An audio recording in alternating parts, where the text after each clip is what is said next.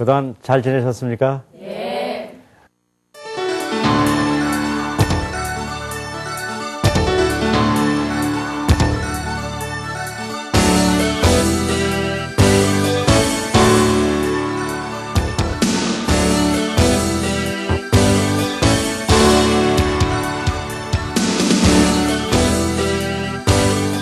오늘도 제가 인간이 자신의 능력과 소질을 최대한 개발하기 위해서 우리가 5가지 요소들을 이렇게 개발하고 훈련해야 된다고 말씀드렸는데, 그중에 첫 번째는 지력이고, 두 번째는 심력, 세 번째는 체력, 자기관리 능력, 인간관계 5가지입니다. 오늘은 그중에 체력에 관한 얘기를 드리려고 그래요. 우리 여러분들 다 건강하고 오래 살기 원하죠, 그렇죠? 네. 하지만 쉽게 되는 건 아니잖아요. 하지만 우리가 조금만 이 몸에 대한 이해를 잘하면은 정말 건강하게 살 수 있는 방법들이 없는 것들이 아닙니다. 그래서 오늘 좀 그 얘기를 좀 드리도록 하죠. 우리가 몸이 건강해지려면요, 왜 우리가 몸이 약해지는가를 알아야 돼요. 사람들이 몸이 약해지는 이유를 크게 3가지로 봅니다. 하나는 심리적인 이유예요. 여러분들 스트레스 많이 쌓고 걱정하고 매 고민하는 사람이 건강할 수 있을까 없을까요? 없잖아요. 그렇죠? 그래서 우리가 심리적인 이런 압박감을 잘 이길 수 있는 그런 능력을 가져야 돼요. 두 번째는요, 물리적인 문제예요. 물리적이라는 거는 이런 거예요. 허리가 만약 이렇게 굽어지거나 몸이 뒤틀려 가지고 이렇게 만약에 살게 된다 그러면 그 사람 건강할 수 있을까 없을까요? 없잖아요. 그렇죠? 그래서 우리가 이런 심리적인 압박감도 이겨야 되지만 몸을 잘 피고 몸을 부드럽고 또 몸을 이렇게 잘 활성화시킬 수 있는 훈련을 해야 된단 말이에요. 하지만 한 가지 더 중요한 것이 있어요. 그거는 화학적인 원인들이에요. 예를 들어서요, 어떤 사람이 술을 너무 많이 먹어요. 그 와중에 알코올이 중독이 될 정도예요. 그러면은 건강할 수 있을까 없을까요? 좀 심각하게 마약을 한다든가, 담배를 너무 많이 폈다든가, 그리고 좋지 않은 음식을 너무 많이 먹는다든가, 그럼 건강할 수가 없잖아요. 왜냐하면 그런 것들이 내 몸속에 들어가서 그것이 영양분이 되는 게 아니라 뭐가 될까요? 독소가 돼서 내 몸을 해치기 때문에 그래요. 그래서 건강하려면 이 3가지 요소들을 우리가 잘 살펴봐야 되거든요. 그래서 제가 그동안에 이제 심리적인 문제는 이 심력이라는 부분을 제가 말씀드렸잖아요. 우리 마음을 건강하게 만들면은요, 우리가 이런 것들을 해결할 수가 있어요. 그 다음에 제가 이제 체력 훈련들을 통해서 어떻게 우리 몸을 건강하게 할 것인가에 5가지 원리를 설명해 드렸거든요. 이 5가지 원리는 몸을 잘 이렇게 펴줘야 되고, 그 다음에 부드럽게 만들어야 되고, 눈, 코, 귀 같은 오감을 강화해야 되고, 4번째는 내장을 잘 강화해서 잘 배설하고, 그래서 독소 같은 걸 없애야 되고, 마지막으로 아주 깊이 숙면할 수 있는 방법을 알아야 된다고 얘기했어요. 그래서 깊은 숙면을 통해서 피로를 풀 수 있는 그런 방법들을 배워야 된다는 걸 제가 쭉 설명을 드렸습니다. 오늘은 이 체력이 아주 중요한 이 화학적인 문제를 좀 다뤄보려고 그래요. 우리가 먹은 음식물이라든가 그런 걸 통해서 이런 독소의 문제가 아주 심각해지는 건데, 이걸 어떻게 풀었으면 좋을까 하는 것들을 우리가 알아야 돼요. 그래서 오늘은 제가 이 문제에 대해서 아주 특별히 많은 연구를 하신 분을 오늘 특별히 제가 초청을 한 날이에요. 아주 좋은 시간입니다. 제가 존경하는 우리 김기태 박사님이신데요. 김기태 박사님은 고신대학 생물학과에서 교수 생활을 쭉 하시다가 인간이 갖고 있는 이런 병들을 해결하고, 또 특별히 암 같은 걸 해결하기 위해서 인간에 있는 면역 체계를 잘 우리가 개선시켜 줘야 된다는 그런 사명감을 갖고 크레아젠이라는 회사를 세우셔서 지금 그걸 통해서 아주 좋은 연구들을 하고 계세요. 오늘 제가 좀 특별히 부탁을 해서 인간이 갖고 있는 이런 건강의 화학적인 문제를 어떻게 해결할 것인가 하는 그런 대답을 좀 들어보는 그런 시간을 가졌으면 좋겠습니다. 제가 우리 김 박사님 초대할 때 여러분들 박수로 환영해 주시기 바랍니다. 우리 김 박사님.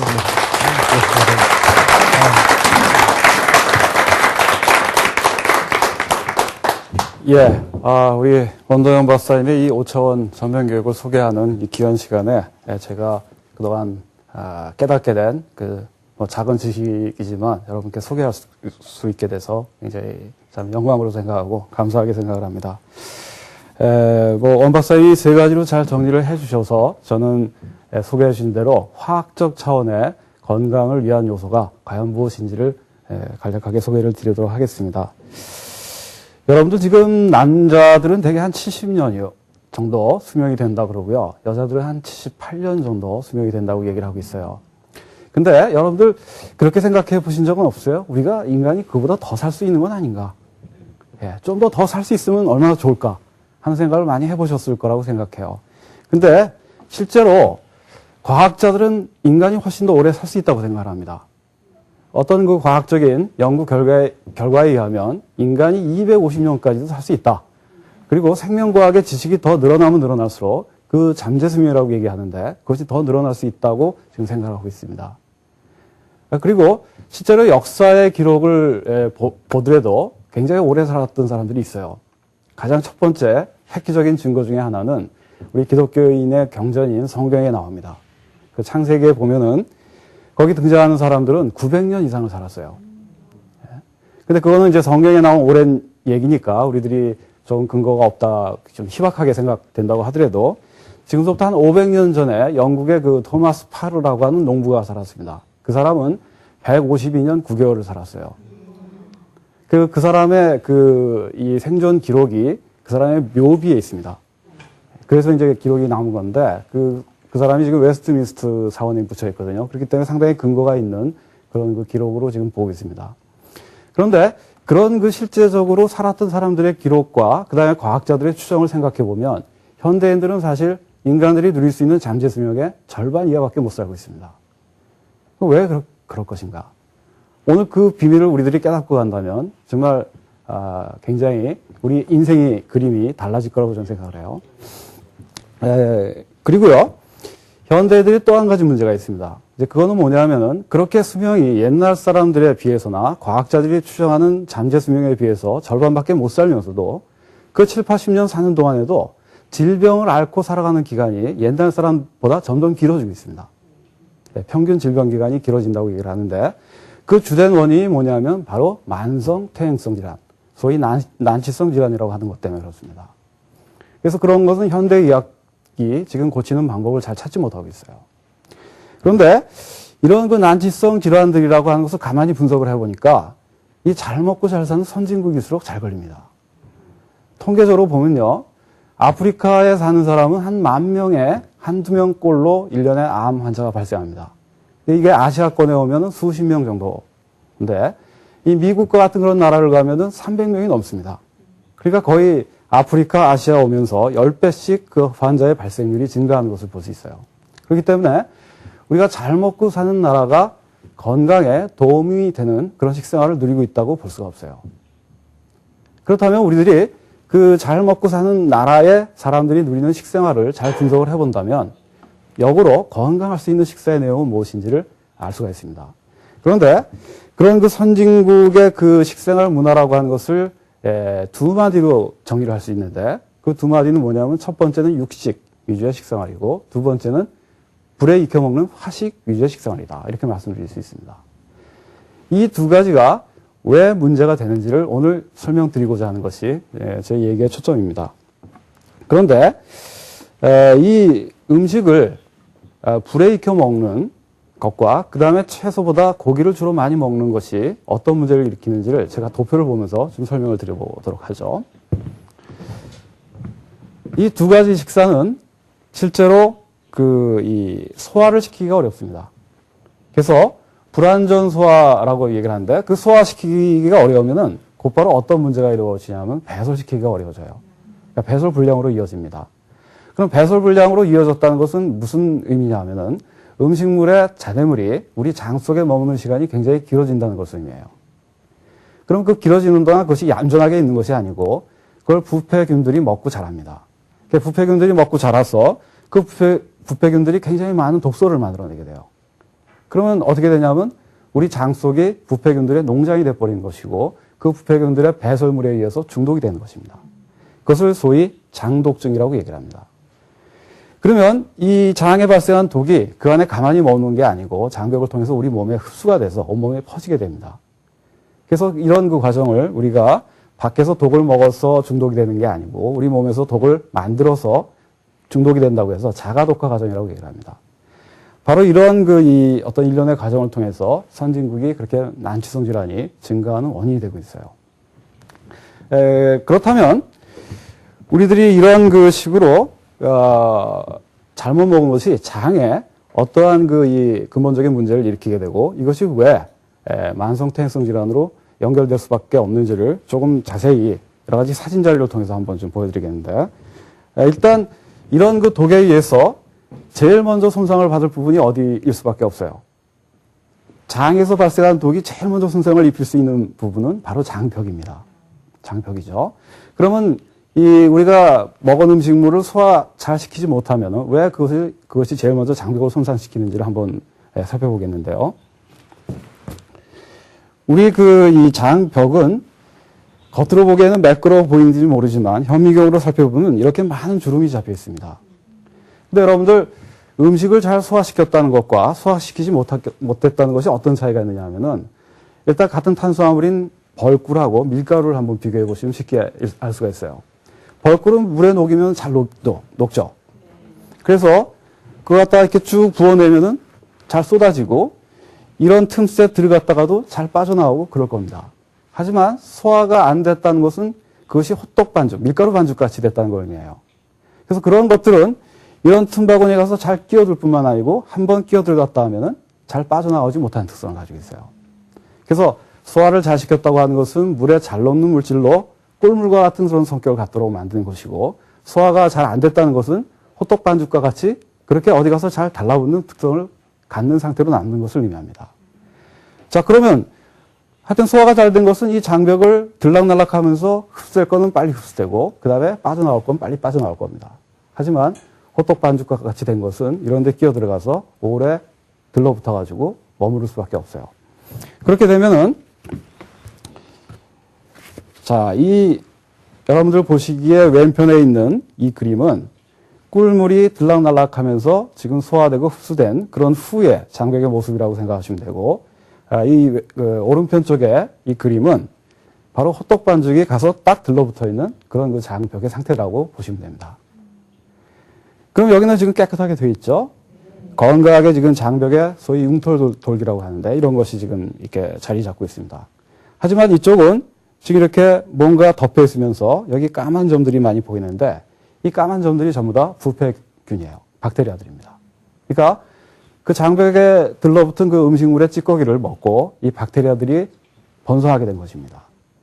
그래서 이제 소위 프로테인 프라그라고 얘기를 하는데 여러분들 치아에 끼는 프라그 많이 아시죠? 그 프라그가 장벽에 끼는 거예요.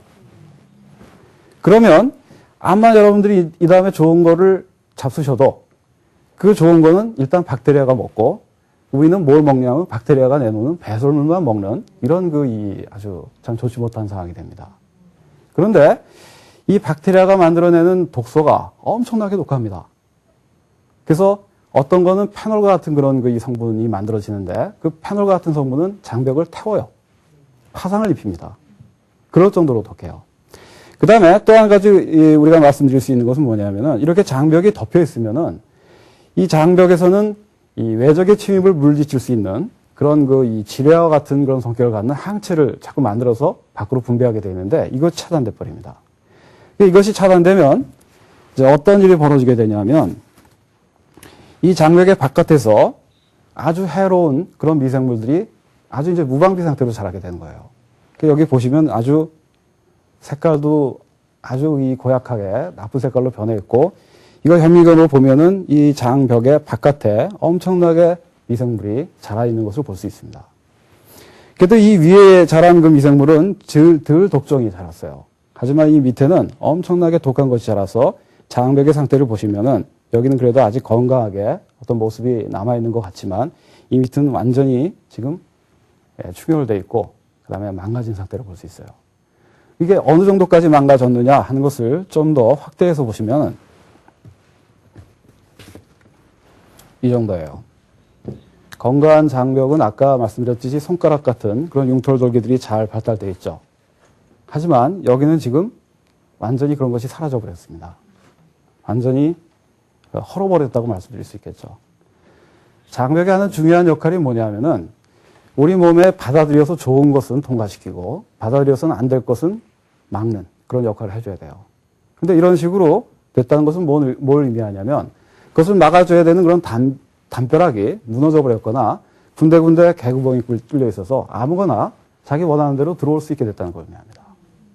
그러니까 장에서 발생한 온갖 종류의 독소나 그 다음에 우리 몸에 들어와서는 좋지 못한 소화가 안 된 뭐 지방 분자, 단백질 분자 이런 것들이 마구 유입되는 그런 상태를 의미하게 됩니다. 이렇게 되면은 제일 먼저 문제를 직면하게 되는 우리 중요한 역할을 하는 우리 신체 내의 요소가 뭐냐면 바로 면역 체계입니다. 면역 세포들이 다 기능을 상실하게 돼요. 그렇게 되면은 면역 세포라고 하는 것은 우리 몸에 외적의 침입이 생기거나 우리 몸에서 반란 세력이 생겼을 때 그것을 물리쳐서 내부의 안녕을 유지해주는 중요한 역할을 하는 경찰이나 군대와 같은 역할을 하는데 거기가 약화되고 그 다음에 사기가 저하되고 완전히 전력이 약화되면은 이제 외적의 침입과 내부의 반란 세력의 어떤 그런 이 창궐에 대해서 그런 것들이 바로 해서 뭐 막 도전하는 거에 대해서 그걸 갖다가 대처를 못하게 되는 것입니다. 그래서 암이라든가 뭐 자가면역 질환, 그 다음에 여러 가지 감염성 만성 질환 이런 것들이 갑자기 많이 늘어나게 되는 것이죠. 그래서 이런 모든 그런 질병들이 사실 처음에는 잘못 먹은 음식에서 시작이 됐는데 이게 소화를 시키는 게 어려웠고 그 다음에 그것이 곧바로 배설시키는 것이 어려워지고 그것이 곧바로 장에 가서 이런 어떤 독을 발생시키는 원인이 되고 장벽을 손상시키고 이제는 거기서 발생한 독이 우리 몸에 마구 침투해서 우리 몸의 세포와 조직들을 망가뜨리면서 제일 중요하게는 우리 몸을 지켜야 될 군대를 완전히 괴멸시키는 역할을 하게 된다는 것입니다. 그래서 발암물질 얘기를 많이 들어보셨을 거예요.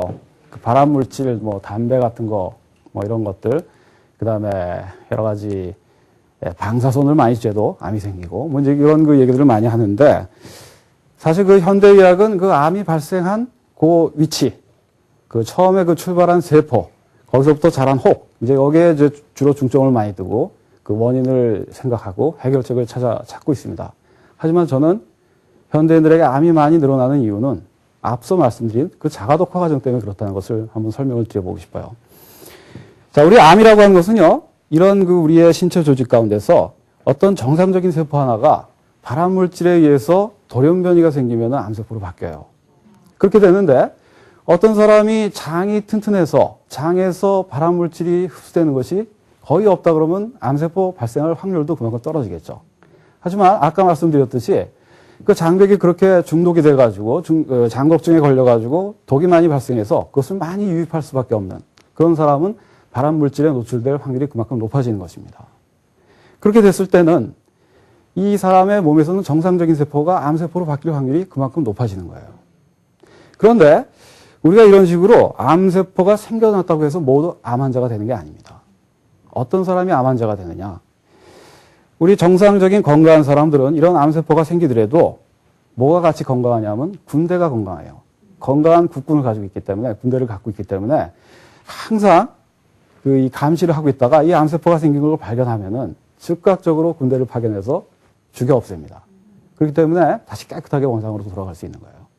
근데 아까 말씀드렸듯이 이 자가 독화 과정 때문에 우리 면역 시스템이 굉장히 약해진 사람은 군대 조직이 약해져 있기 때문에 순찰 활동들을 잘 못하고요. 그 다음에 이런 암세포를 만나도 가서 강력하게 공격을 못해요. 그렇게 되니까 이런 식으로 점점 자랄 수 있도록 내버려 두는 겁니다.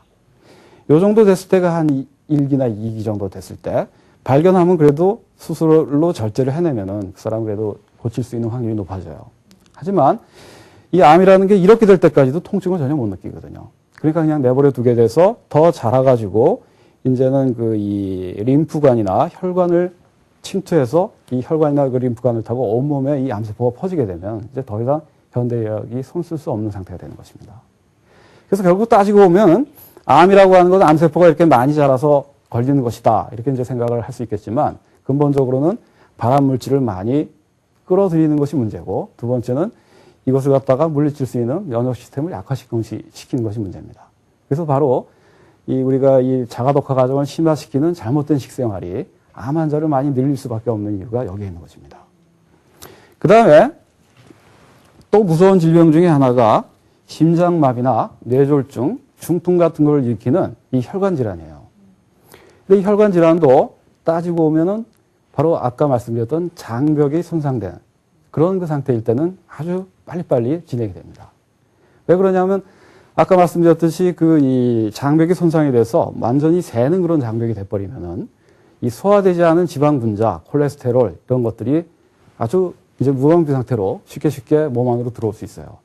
그래서 우리가 지방 함량이나 콜레스테롤 함량이 높은 음식을 많이 먹는 것도 문제지만 그것을 그 우리 장벽이 건강하다면 잘 침투를 안 시킬 수가 있는데 소화시키지 않은 상태로 침투 안 하고 소화가 된 것만 침투할 수 있는데 이제 이런 그 장벽이 무너진 상태에 있는 사람은 그냥 소화되지 않은 그런 지방이 이제 많이 몸 안에 유입될 수밖에 없는 것입니다. 그러면 그런 것들은 우리 혈액 자체를 끈적끈적하게 만들어주기 때문에 혈액을 잘 흘러다니지 못하게 만들어요. 그래서 우리 몸에서는 그걸 해결하기 위해서 그런 그 이 지방이나 콜레스테롤 같은 것을 빨리 혈관벽에 붙이게 됩니다.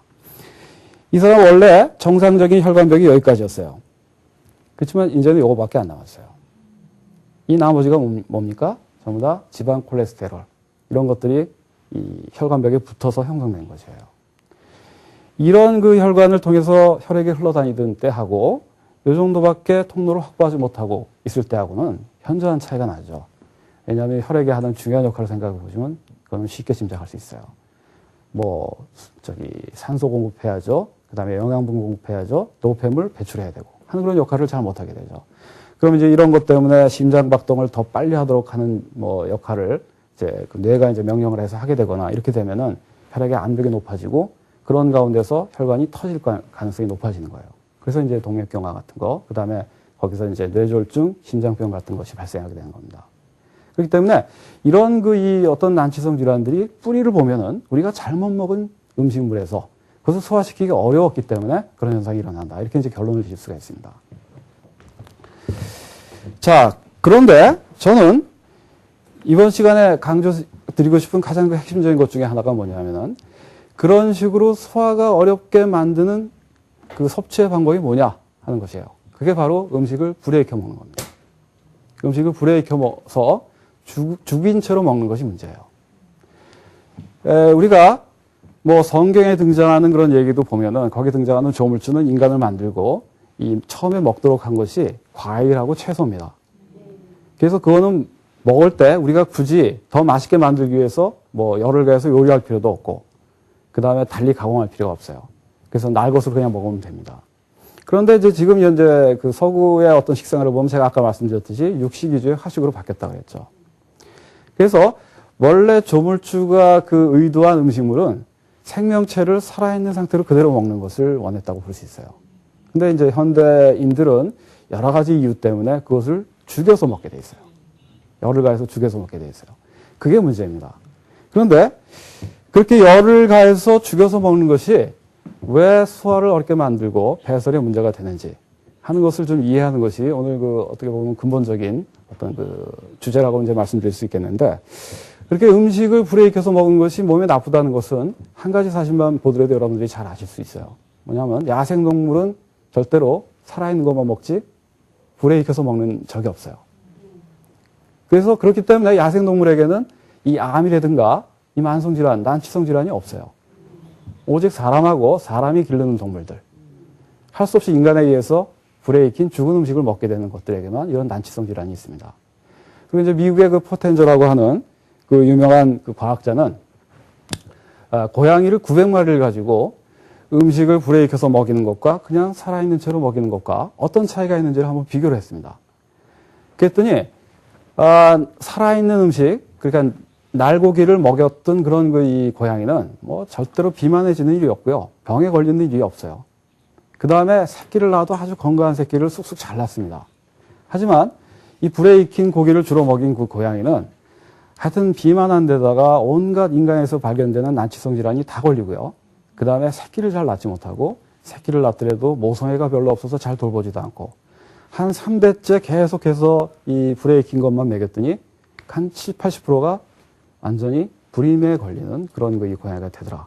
그 다음에 또 한 가지 재미있는 현상은 암컷은 굉장히 성격이 사나워지고 수컷은 비실비실해지고 하는 그런 그 현상이 나타나더라고 하는 거예요. 저는 요즘 우리 인간 사회에서 나타나는 현상하고 상당히 밀접한 관련이 있는 것 같아요.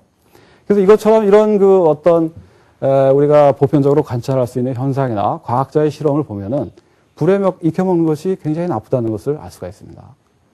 그러면 이렇게 불에 익혀먹는 것이 왜 이 난치성 질환을 증가시키느냐 하는 것이 아까 설명드렸던 바로 소화를 어렵게 만든다는 데 있어요.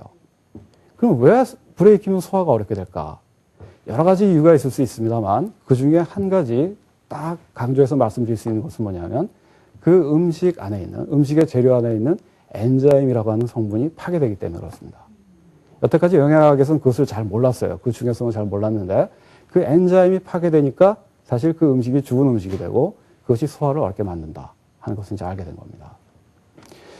이 음식에 있는 그 엔자임을 이제 앞으로 조금 구분하기 쉽게 하기 위해서 제가 이제 새로운 용어를 만들었는데 F자임이라는 그 용어로 그것을 이제 부르고 있습니다. F자임은 이제 뭐 다른 것보다 푸드 엔자임, 음식 안에 있는 그런 그 엔자임이라는 그런 그 뜻으로 그 푸드 엔자임을 약해서 이제 F자임이라고 하는 그런 용어를 만들었는데 이 F자임이라는 것이 뭔지를 쉽게 이해하실 수 있는 방법이 있어요. 그건 뭐냐면 여러분들이 바나나를 생각하시면 됩니다. 바나나. 바나나를 장에서 사오시면은 그냥 가만히 내버려 둬도 저절로 점점 물컹물컹해지다가 나중에 물처럼 바뀌어버려요. 아주 새까맣게 변화붙게 되죠. 우리가 밖에서 아무 역할도 안 했어요. 근데 그걸 우리가 흔히 썩었다는 그런 그 표현으로 많이 하는데 그건 사실 썩은 게 아니고 자체로 소화가 일어나고 있는 것입니다. 소화라는 게 아까 제가 뭐라고 말씀드렸어요? 물에 녹는, 잘 녹는 성질로 바꿔주는 것이 소화라고 말씀드렸습니다. 그래서 바나나는 지금 스스로 소화가 되는 과정을 겪고 있는 거예요. 근데 그 바나나도 열을 가해서 변질을 시키면은 그런 현상이 안 일어나요. 그래서 모든 살아있는 생명체에는 그런 식의 푸드 엔자임이 있어서 스스로 자기 분해가 될 수 있는 성격을 가지고 있어요. 그런데 이 푸드 엔자임이라고 하는 것은 열에 굉장히 약합니다. 그래서 열만 가열하면은 전부 다 기능을 상실하기 때문에 이 자기 분해 역할을 할 수가 없어요. 그러니까 한번 비교를 해보십시다. 우리가 음식의 그 재료를 열을 가하지 않고 푸드 엔자임, F자임이 살아있는 상태로 먹으면 그 안에 있는 그 F자임이 소화 과정을 직접 하게 돼 있어요. 그래서 우리 몸에서 일으켜야 될 그런 그 소화 과정을 많이 생략할 수 있습니다. 그러면 그 반면에 그 열을 가해가지고 이 F자임이라는 것을 다 기능이 없도록 그렇게 파괴시켜버리면 그 음식을 먹은 다음에는 그것을 우리가 어떻게 소화시킬 수밖에 없냐면 우리 몸에서 자체로 만든 소화 효소를 가지고 소화시킬 수밖에 없게 돼요. 한번 비교해 보세요. 자기가 만든 그 소화 효소로 먹은 것을 다 소화시켜야 되는 사람하고 우리가 먹은 것을 자체 음식 안에 있는 F자임으로 많이 소화시킬 수 있는 사람하고 그 사람은 소화 효소를 만들어서 공급해야 될 양적인 차이가 현저하게 날 거예요. 그러니까 꾸준히 F자임에 살아있는 음식을 먹는 사람과 꾸준히 그것을 다 파괴하고 난 다음에 스스로 소화시켜야만 되는 상태로 음식을 섭취하는 사람하고 이것이 시간이 지나면 지날수록 이 건강에 미치는 영향은 엄청나게 달라지는 것입니다. 그러면 이 F자임이 살아있는 음식을 먹어서 소화 효소를 절약하는 사람하고 그 다음에 이것은 매일 낭비할 수밖에 없는 사람이 왜 건강에 차이가 날 수밖에 없냐 하는 것을 조금 몇 가지 사례를 통해서 말씀을 드리고 싶은데 여러분들 이런 얘기 들어보셨죠? 밥 많이 먹으면 바보 된다는 얘기 좀 들어보셨죠? 네. 우리 몸에서 우리 인간이 생명이라고 하는 것을 가지고 있는 이유도 우리 몸에도 엔자임이라는 것이 있기 때문에 그렇습니다. 원래 음식물도 생명체였잖아요. 그 생명체가 생명을 가지고 살아있는 상태가 되기 위해서는 그 엔자임이 살아있어야 되듯이 몸도 건강을 유지하기 위해서는 그런 그 엔자임들이 아주 풍부하게 많이 있어야만 됩니다. 근데 우리 몸에서 하루에 만들 수 있는 엔자임 양이 무한대가 아니기 때문에 바로 우리가 먹은 음식을 소화시키는데 그 소화하는 데 필요한 엔자임을 많이 만들기 위해서 그것을 소모하게 되면 다른 기능을 위해서 필요로 하는 엔자임을 만들 수 있는 잠재력이 그만큼 손해가 나게 되는 거예요. 그래서 바로 밥을 많이 먹으면 바보가 된다고 하는 건 뭐냐면 밥을 많이 먹어서 그걸 소화시키기 위해서 소화에 필요한 엔자임을 많이 만들게 되면 우리 두뇌 활동에 필요한 그런 엔자임들이 그만큼 손해를 보게 된다는 거예요. 그러니까 바보가 된다는 거예요. 한번 역으로 생각해 보는 그런 예도 있는데 이런 얘기 많이 들으시죠? 소식을 하면 건강하게 장수한다는 얘기 많이 들으시죠? 예. 그거 왜 그렇겠어요? 제가 조금 전에 설명드린 것을 응용해 보시면 쉽게 이해하실 수 있을 겁니다. 적게 먹는 사람은 암만 해도 소화에 필요한 엔자임을 적게 낭비하게 될 거예요. 그러면 그 사람은 우리 몸에 질병에 걸리는 것을 막아주는 그런 이 저항 능력, 면역 능력 이런 것들을 뒷받침하는 데 필요한 그런 엔자임을 많이 만들 수 있을 겁니다. 그렇기 때문에 그 다음에 우리 몸을 늙게 만드는 그런 노화 물질을 물리칠 수 있는 그런 이 엔자임들도 많이 확보할 수 있을 거예요. 그러니까 느리게 노화가 진행되고 그다음에 병에도 강하게 되는 것입니다. 그러면 우리가 음식을 불에 익혀서 F자임을 파괴해서 먹는 사람들이 소화 엔자임을 많이 낭비해서 건강을 상실하게 되는 이유를 충분히 이해하실 수 있겠죠. 예. 그럼 이제 오늘 우리들이 깨달아야 될 거는 결국은 어떻게 하면은 이 소화에 엔자임을 많이 낭비하지 않고 우리가 다른 쪽에 다른 건강을 뒷받침하기 위해서 엔자임들을 많이 확보할 것인가. 이제 그 비결을 아는 것인데 그건 결국은 적게 먹는 것이다라고 이제 쉽게 이렇게 생각할 수 있을 거예요. 근데 우리가 인간이 안 먹고 살 수는 없잖아요. 그럼 먹을 만큼 먹으면서 그런 소화에 필요한 엔자임을 절약할 수 있는 방법이 뭐냐? 아까 말씀드린 것처럼 바나나와 같이 그렇게 F자임이 살아있는 그래서 자체로 스스로 소화시킬 수 있는 능력이 갖춰져 있는 그런 이 살아있는 음식을 먹으면 되는 것이에요. 그러면 그것을 암만 많이 먹어도 그 자체로 소화가 뒷받침되기 때문에 우리가 소화 엔자임을 낭비할 필요가 없게 됩니다. 그렇게 되면은 어떻게 되겠어요? 우리 건강을 뒷받침할 수 있는 나머지 기능, 우리 건강한 두뇌 활동에 필요한 그런 엔자임들, 이런 것들이 충분히 확보가 되는 것입니다. 그러니까 공부도 잘하고, 그 다음에 건강하고, 병에 대해서도 참 강하고, 또 빨리 늙지도 않고. 그래서 저는 아까 기독교인들의 경전인 성경에 900년 이상 산 사람들의 얘기가 나오는데 그게 그 사람들이 바로 철저하게 과일과 야채 위주의 생식을 했기 때문에 그 F자임이 살아있는 음식을 먹었다면 가능할 수도 있다 하는 그런 생각이 듭니다. 그렇다면 오늘 우리들이 무엇을 깨달은 것이 되냐 하면은 바로 100년 이상, 200년 이상 살 수 있는 이 과학자들이 잠재수명이라고 생각하는 그 수명을 우리들이 누릴 수 있는 방법을 깨달은 것이나 다를 바 없어요. 뭡니까? 바로 F자임이 살아있는 음식을 먹어야 된다라고 하는 것이에요. 그런 겁니다. 자, 그리고 여기서 우리들이 또 한 가지 응용해서 생각해 볼 수 있는 게 있어요. 우리가 이 난치성 질환이라고 하는 만성 퇴행성 질환이 갑자기 증가하는 연령대가 있습니다. 그게 이제 40대 이후에 갑자기 증가하거든요.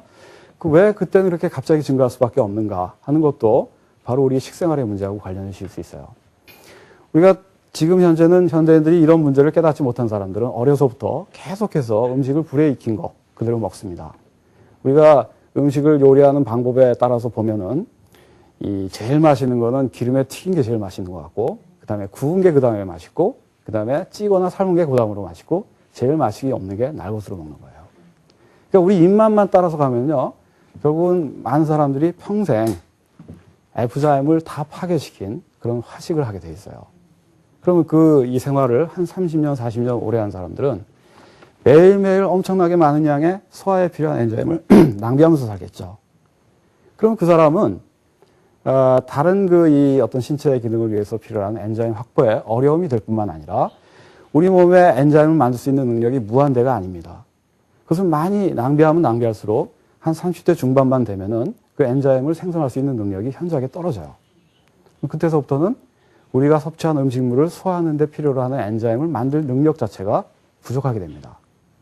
그럼 그 사람부터, 그 연령대가 되면서부터는 그 먹은 것을 불완전 소화에 의해서 소화가 덜 된 채로 장으로 보내는 것이 구조화가 되는 것이죠. 계속해서 불완전 소화된 음식을 장으로 보낼 수밖에 없어요. 그럼 제가 아까 설명드렸듯이 그것이 호떡반죽 비슷하게 돼서 장벽에 들러붙어서 오래 머물게 되고 그것이 썩어서 결국은 장벽을 손상시키고 면역 시스템을 약화시키고 그다음에 우리 온몸에 독을 퍼뜨리는 그런 현상이 일어나게 되는 것입니다. 30대 중반서부터 그런 문제가 쌓여서 한 10년, 5년, 10년 그렇게 쌓이게 되면은 그게 이제 여러 가지 질병의 형태로 드러나게 되는 것이죠. 그래서 그 연령대에 굉장히 많은 그런 난치성 질환들이 증가하게 되는 것입니다. 그래서 한마디로 이런 모든 것을 고려를 해보면 우리들이 먹는 것이 얼마나 중요한가를 알 수 있어요. 근데 오늘 말씀드린 것을 쭉 보시면은 결과적으로 F자임이 살아있는 음식을 먹어야 되겠다. 이런 이 결론을 얻으시게 될 겁니다. 근데 오늘 아침 식사 하시고 오셨거나 평소에 드시는 거 한번 반성을 해보세요. 우리가 얼마나 F자임이 살아있는 음식을 많이 섭취하고 있는가. 아마 거의 못하실 거예요. 그래서 저는 무엇이 완전식품이라고 생각을 하냐면 과일, 야채, 채소가 제일 이 완전식품이라고 생각합니다. 우리가 과일이 비싼 이유가 뭔지 아세요? 과일을 참 많이 사 드시고 싶은데 다른 음식의 재료에 비하면 과일이 굉장히 비싸잖아요. 그 왜 비싸냐 하면은 보관하기가 어렵기 때문에 그렇습니다. 우리 곡식은 보관하기가 좋아요. 근데 과일은 보관하기 어려워요. 왜 보관하기 어려울까요? 오늘 강의를 잘 이해하셨다면은 충분히 답을 아실 거예요. 그 안에 F자임이 풍성하게 살아있기 때문에 바나나 같이 쉽게 자기 분해가 일어나 버리니까 상품성을 유지하기 어려운 거예요. 그래서 비싼 거예요. 그렇기 때문에 역으로 어떻게 생각하실 수 있냐면 그런 음식이 우리한테 제일 좋은 음식이 되는 거예요. F자임이 풍성하게 살아있기 때문에 가장 좋은 음식이 되는 것입니다. 그래서 마지막 도표 하나만 정리하고 제가 마치도록 하겠는데 우리가 소화가 안 된 것은 결국 배설하기가 어렵기 때문에 장에서 숙변이라고 하는 그 개념으로 오래 쌓이게 됩니다. 그것이 썩으면 거기서 독소가 발생하고 장벽이 손상이 일어날 수밖에 없어요. 그러면 그것이 온몸에 독을 제공하는 원인이 돼서 우리가 중독이 될 수밖에 없습니다. 그런 과정에서 조직 세포가 중독이 돼서 기능을 제대로 못하게 될 뿐만 아니라 여기서 암세포도 발생할 수 있고요. 가장 중요한 것은 면역 기능이 혼란이 생깁니다. 그래서 선량한 세포, 정상적인 세포는 지키고 외적의 침입과 암세포 같은 것은 물리쳐야 되는데 그런 기능을 잘못하니까 암이 잘 걸리고 여러 가지 바이러스, 박테리아가 침입하면은 잘 물리치지 못해서 결국은 폐결핵도 잘 걸리고 간염도 잘 걸리고 그렇게 되고요. 또 심각하게 요즘 많이 증가하고 있는 건 뭐냐면 이 면역세포라고 하는 면역 시스템이 그 군사들이 사실 적을 물리치고 정상적인 선량한 시민은 보호해야 되잖아요. 근데 이 체계가 깨져버리면은 이 정상적인 시민을 괴롭히면서 살아가는 그 존재가 돼버려요. 어느 나라의 군대가 군기가 빠지면은 마지막에서 그런 현상이 되잖아요. 선량한 양민들을 약탈해서 살아가는 현상이 발생하잖아요. 그러니까 우리 면역 시스템도 그런 현상이 일어나는 거예요. 그것이 바로 자가 면역 질환입니다. 일형 당뇨병, 류마티스 관절염 이런 것들입니다. 이런 것들이 많이 증가하는 이유도 결과적으로 보면은 근본적인 뿌리는 먹는 음식물이 잘못됐다는 거예요. 자, 그래서 우리들이 결론적으로 기억하셔야 될 게 뭐냐면 F자임이 살아있는 식사를 하셔야 된다는 거예요. 그래서 소화에 문제가 없는, 그래서 배설에 문제를 일으키지 않는 식사를 하셔야 됩니다. 그리고 아까 말씀드렸듯이 우리가 그 F자임을 파괴한 불에 익혀 먹는 그 음식물들은 그 먹은 음식물을 소화시키는데 우리들의 엔자임을 만들 수 있는 능력을 많이 낭비하게 돼 있어요. 그러면 이것 때문에 우리의 지적인 능력, 우리의 지구력, 근력, 면역력, 심력 이런 것들을 뒷받침하는 엔자임들이 그만큼 약화되게 되어 있습니다. 그러니까 건강할 수가 없죠. 하지만 F자임이 살아있는 그런 그 생식을 많이 하게 되면 그것을 소화시키는 것은 스스로 해결이 됩니다. 그 안에 있는 F자임에 의해서 스스로 해결이 되죠. 그래서 그 남는 그 이 엔자임들이 지력, 지구력, 근력, 심력, 또 면역력 이런 것들을 뒷받침하는데 풍성하게 사용될 수 있어요. 그럼 이런 사람들은 건강할 수밖에 없는 것입니다. 그래서 오늘 제가 정리해 드린 것은 5차원 건강법 중에서 그 세 가지 중요한 요소 중에 결국은 화학적 그 이 요소라고 할 수 있는 그 먹는 음식물들을 굉장히 주의해야 된다라는 것을 말씀을 드렸습니다.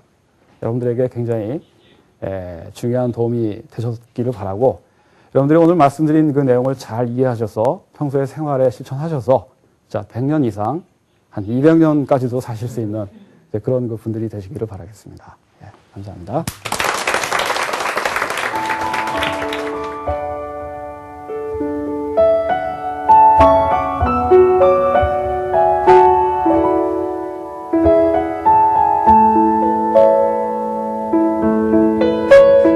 김 박사님 강의를 같이 이야기도 나누고 또 제가 여러 번 듣기도 했지만 오늘 이렇게 정리를 해 주시니까요.